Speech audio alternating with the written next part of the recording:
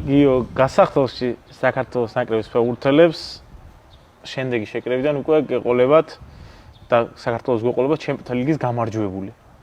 რას ნიშნავს ეს შენთვის და ჩემპიონთა ლიგის გამარჯვებული? ვინ არის? იცნობ?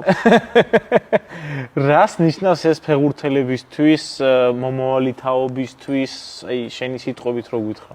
პირველ რიგში ჩემს უშუალო არ აქვს თუ არ გამიგოთ ხვიჩამ ჩემპიონთა ლიგა მოიგო თუ ვერ მოიგო.